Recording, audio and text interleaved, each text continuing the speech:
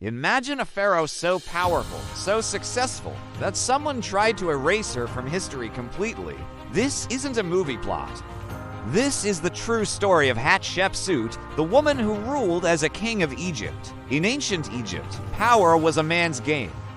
Queens were important, but the ultimate authority, the title of pharaoh, was reserved for men. Hatshepsut was born a princess, became a queen, but she was destined for more.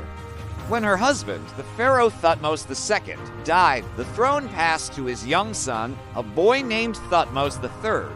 Hatshepsut was supposed to rule only as his regent, a temporary placeholder until he was old enough. But Hatshepsut had other plans. She didn't just want to be the power behind the throne, she wanted the throne itself.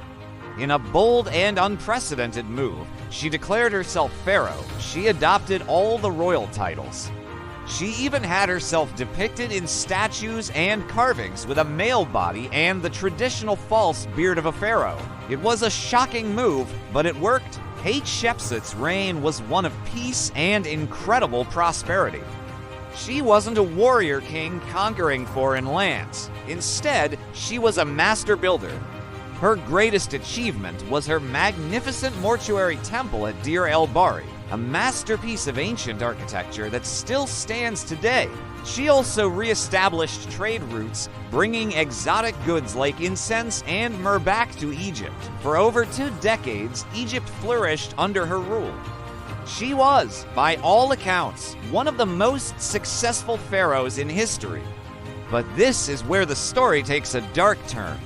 After her death, someone began a systematic campaign to destroy her legacy. Her name was chiseled off temple walls. Her statues were smashed to pieces and buried in the desert.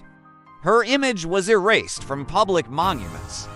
It was as if someone was trying to pretend she never even existed. It wasn't until archaeologists began piecing together the clues in the 19th century that her story was rediscovered. So, who would do this and why? The main suspect is her stepson, Thutmose III, the boy she had sidelined. Historians assumed he was driven by revenge, a bitter man who resented the woman who stole his throne. But the mystery is more complex. Evidence suggests he waited nearly 20 years after her death before starting the destruction. Perhaps he wasn't erasing a person he despised, but an idea he found dangerous, the idea of a woman ruling as pharaoh. By removing her, he was restoring the traditional order, ensuring that a woman could never again take the throne. We may never know the true reason. Was it the jealous rage of a wronged heir? Or a cold, calculated political move? The sands of Egypt have kept their secret. Hatshepsut's story is a reminder that history is told by the survivors. They tried to erase her, but in the end, her legacy was too powerful to stay buried forever. Thanks for watching. If you're fascinated by the hidden stories of the past, make sure to subscribe for more.